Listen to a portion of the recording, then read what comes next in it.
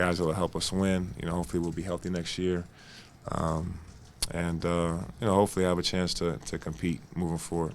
Carlos, have you thought about your own self and if you'll be back here next season? Yeah, I have, man. I just got done talking to Mitch and Byron. I told them, if we had a team that could compete, I'd love to be back. It's tough to come back to a situation like this where we're 21 and 61 in this part of my career, because I still want to win one before I retire. But if we have a chance to compete, in the playoffs for a championship, I'd love to be a Laker. So kind of on this, having to wait to see how things Yeah, wait to see how things go. We got to see how the draft pick goes and, see what other players want to come play with us and help, get the organization back to, playoffs and championships and hanging up banners and see what their plan is, see what the organization's plan is and go from there. Carlos, you got caught kind of in that cycle of big guys who played, sat out some games. Yeah. Does that affect your feelings toward the organization? No, I'm a professional. I get that. For Byron, for Mitch, they're trying to evaluate guys on who they may or may not bring back, or give guys an opportunity to raise their value as well. I've been in the league a long time. People know what I do and what I do well and what I don't do or whatever. So I wasn't really as concerned with it as much as some people might have thought. Frustrating to have a year.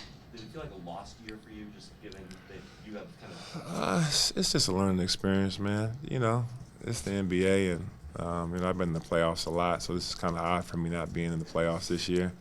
Trying to figure out my vacation plans or where I'm gonna take my kids to SeaWorld or Disney. Where I'm taking my kids, but it's a learning experience. Very humbling.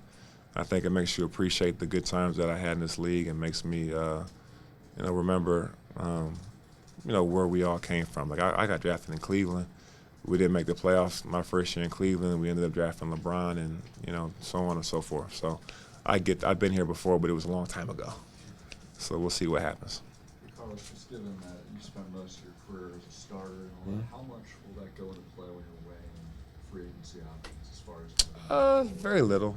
I knew at some point in my career I was going to have to, transcend to being maybe a starter, maybe an off the bench guy. I'm at that point in my career now, so I recognize that. And to be honest, there was moments during this year I thought I'd thrive in that 6th, 7th man role. Me and coming off the bench with Swaggy P, and I kind of enjoyed it a little bit. We win a lot of games, but I kind of enjoyed it a little bit. But at the same time, I'm prepared for whatever, starting or coming off the bench. What did you enjoy about that? Just having the challenge of trying to pick our team up, because usually when we came off the bench, our team was down by a couple of points, and then we would come in and we grab the lead, and then we go back and sit down and we see what happens. So that part of it was kind of fun, like a challenge within the game, a game within the game, so to speak.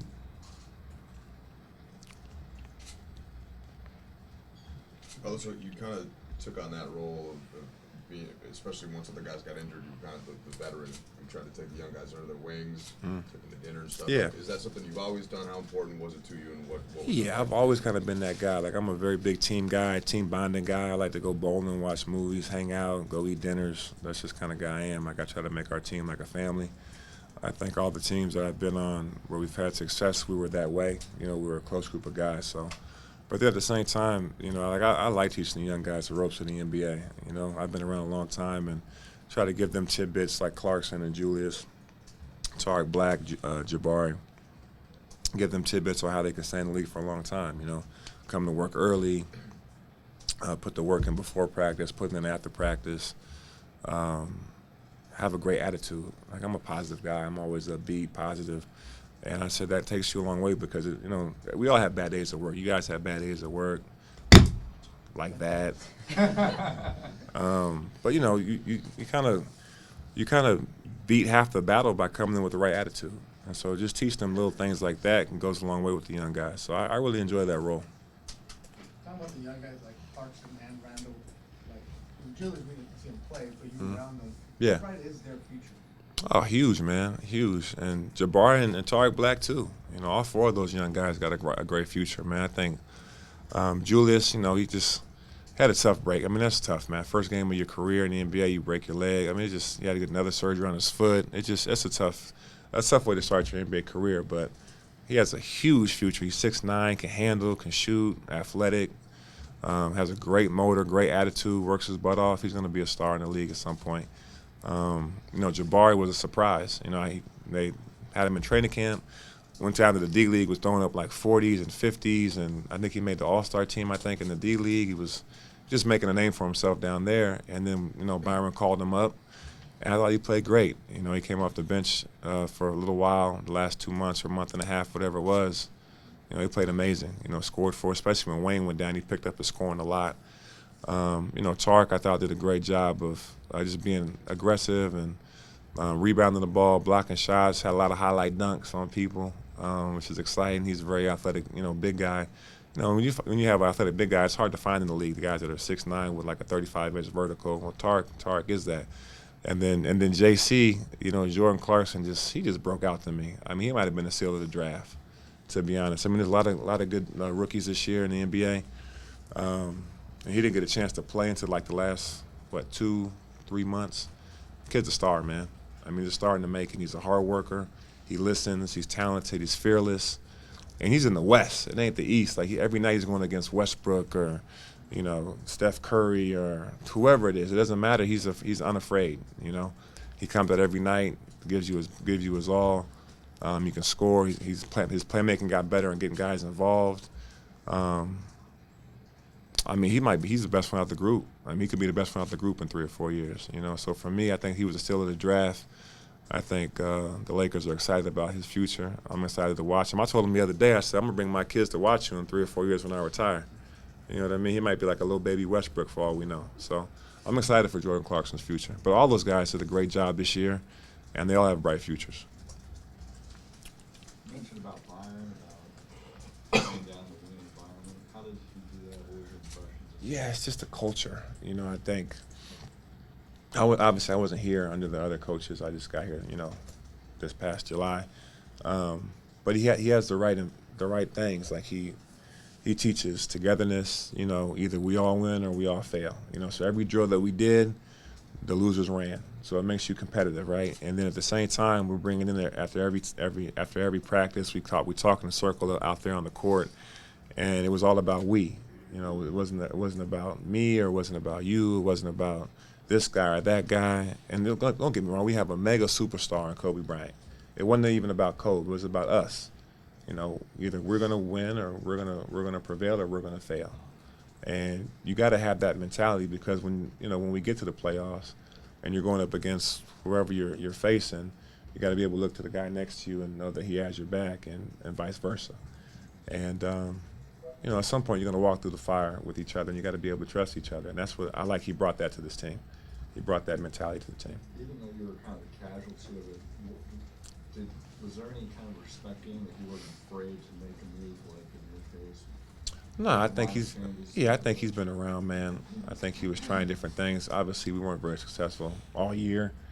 But I think he has the confidence in himself and the confidence in the group of guys and the confidence from upstairs and management to be able to coach his team the way he wants to coach his team. And I think for a coach, it gives him a certain comfort level that you have to have that freedom to make moves that might work. And moving down the line when, hopefully everybody's healthy and, has a talented group of guys, he's going to have to be able to have that freedom to make moves as he sees fit that in his vision will help the team win. So I think that was big on his part, just for his comfort level. And then at the same, as players, like say in my position, I have to be able to trust him. Like I trust him that whatever he's going to do is best for the team. Carlos, how many times do you think you said "hola" this year? And if you could just give us a final explanation of what it. I said "hold that" a lot, but I've been saying "hold that" for a while now.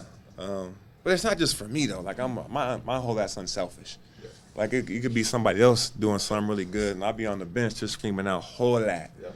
Just trying to give them some confidence and give them some excitement. And hold that, it's kind of like a little bit of a brag. Sometimes it could be a humble brag. Sometimes it ain't gonna be a humble brag, but it's just like a way, like say somebody come up to you and be like, man, you got a nice jump shot, hold that, you know what I mean? Thank you, brother, hold that. And then, somebody, you could be on the street, somebody be like, yo, nice kicks, man. Yeah, man, I got these at Nike Town. Thanks, bro, hold that. Just something simple, something light. what happens if you say it before? Yeah, it happens shot sometimes. and then It happens. the penalty? Look, Sabrina, it happens sometimes. It's like you feel good about the shot, so you're saying a whole lot, and it just rolls out. You know, it happens. But the good part about it is you get a chance to do it again next time you say it after you make it. You know? But that happens sometimes. That's like and one. When Yeah, sometimes say you it you want the ball to go before- in. Yeah. You're trying to, put it out to the universe for the ball to roll in, and it just rolls out. Happens. Kobe ever give you all that? He did ask a couple times. No. Yeah, you better pay attention next time. Yeah, a couple times. Oh, a lot of the times when he said it this year, he was actually in a suit on the bench, but yeah, he gave me a couple of whole lots this year. Yeah. You guys are funny, man. Guys, have a good summer, guys. See you guys later.